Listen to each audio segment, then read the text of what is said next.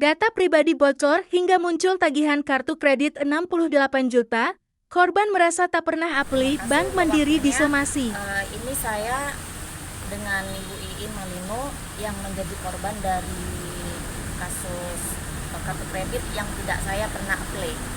Jadi kejadiannya saya mulai diteror itu di tahun 2017 sampai sekarang ini yang masih ada tagihan. Jadi terbilangnya saya transaksi dengan kartu kredit yang setelah itu saya cek ke RCC di Kuta, itu tagihan sudah melunjak dari 38 awal saya ditagih sampai sekarang sudah 60 ke atas. Nah, ya 68 juta sekarang ya.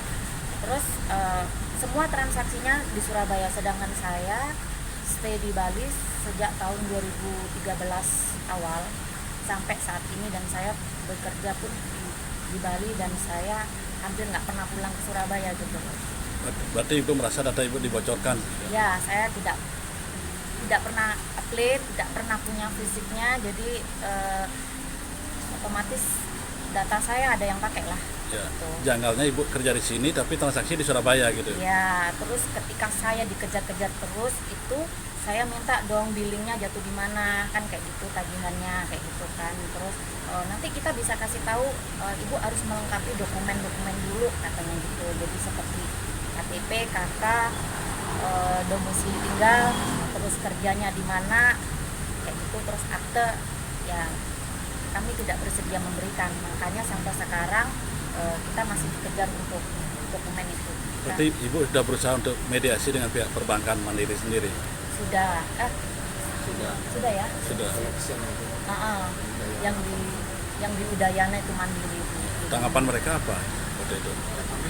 Kami dianggap nasabah yang bandel gitu, kira nggak mau bayar gitu, kan? Sedangkan saya tanya tagihannya di mana gitu kan, katanya di email kata gitu, tapi saya cek di RCC katanya memang ada di email sesuai dengan nama saya, tapi saya tidak pernah punya email itu gitu loh. Terus lewat WhatsApp katanya dari dulu ditagih lewat WhatsApp, tapi saya tidak pernah menerimanya sejak tahun 2017. Pertama saya ditelepon di WhatsApp, terus saya dikejar kayak gitu, saya merasa nggak nyaman sampai saya sering sakit, terganggu kan ya mental saya kayak gitu. Jadi saya usut, terus saya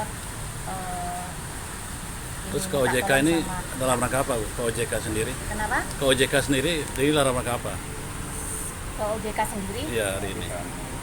Saya mulai proses ke OJK itu tahun 2020 ya, sebelum ketemu dengan Bapak Komang ini sebagai kuasa hukum saya.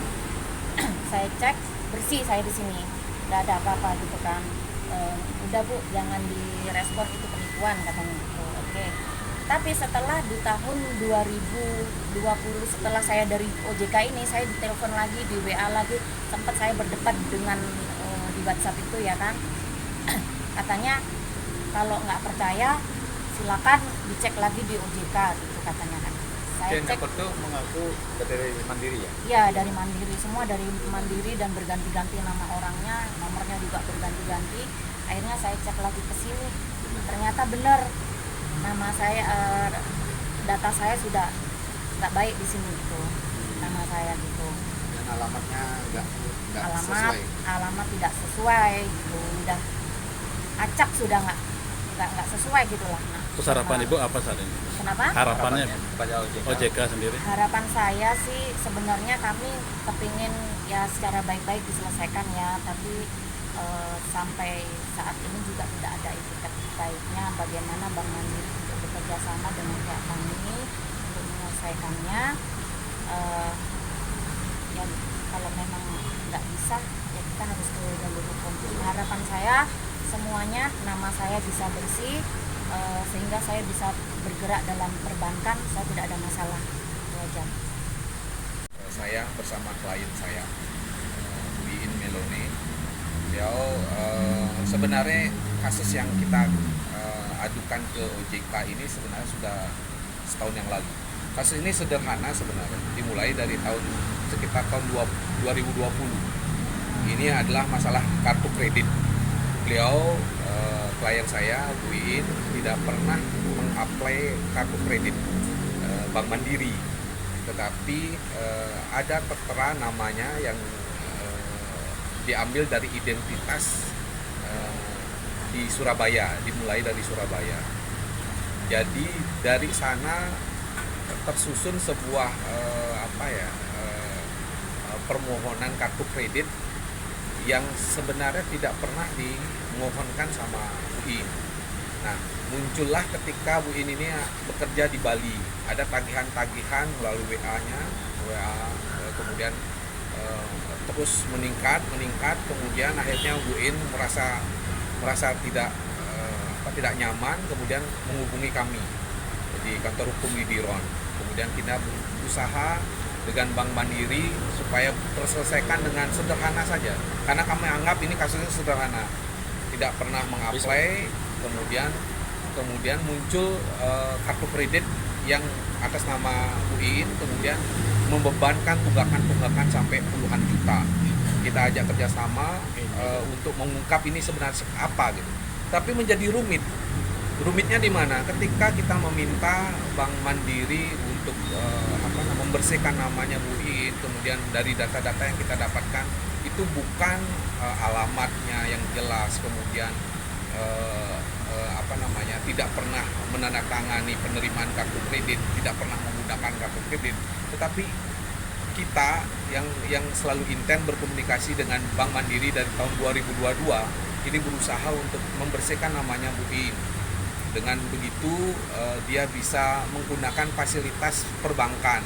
Jadi sekarang dalam posisi sekarang dengan jumlah yang sudah luar biasa tagihannya, kemudian kita adukan ke OJK sudah memberikan ruang untuk bermediasi, tetapi Bank Mandiri tetap ngotot bahwa Bu Iin ini adalah nasabah yang bermasalah. Dari mana asalnya? Kita kan tidak tahu kenapa bisa ngotot seperti itu. Akhirnya kami memutuskan untuk mensomasi Bank Mandiri bahwa apa yang dilakukan Bank Mandiri sudah melampaui batas. Ada membocorkan data pribadi. Ini kan sudah ada undang-undangnya, Undang-Undang 27 2022. Ini kan sudah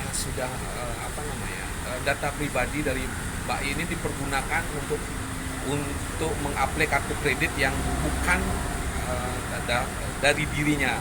Jadi sekarang sudah collect call file, kemudian di blacklist di mana-mana, tidak bisa mengakses pelayanan kredit dari perbankan dari manapun gitu. Sehingga nggak bisa ngapa-ngapain gitu. Ini kan sudah mematikan nama baiknya di perbankan dan lain sebagainya. Padahal hal yang sederhana, ketika dilaporkan saya tidak ada ngaplikan kredit loh. Ini saya data-data yang menunjukkan bahwa ini bukan saya gitu.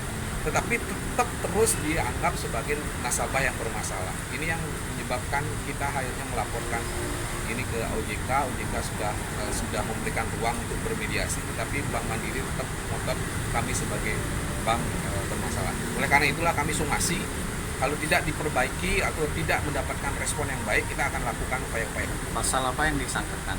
Ya, kalau misalnya ini ada di pidana, ada di PDP, di perlindungan data pribadi, Undang-Undang Nomor 27 tahun 2022 ini sudah dilindungi dan ancaman hukumannya luar biasa. Ini dendanya pun luar biasa, sampai miliaran rupiah. Nanti lihat sendiri pasal-pasalnya. Dan kalau ini diperdata, kami sudah merasa tidak nyaman. Kami satu bentuk Bank Mandiri dalam posisi bahwa kami tidak nyaman. Material kami sangat-sangat menderita. Kerugian kami sudah dari tahun 2020 ya Bu. Ya. 2020 berproses sampai tahun 2022 kita sudah menyampaikan secara tertulis, tetapi tetap kami diombang-ambing seperti ini, seakan-akan kami menjadi nasabah atau debitur yang bermasalah. Padahal sama sekali kami tidak mengapply kartu kredit. Kami bisa menunjukkan itu. Dan data-data internal dari Bank Mandiri sendiri yang memberikan kepada kami bahwa kami bukanlah yang mengapply kartu kredit. Ada seseorang, ayo kita, sampai saya bersemangat dulu, ayo kita bongkar ini. Siapa nih yang sindikat di dalam Bank Mandiri, tetapi Bank Mandiri selalu menutup-nutupi itu sampai sekarang.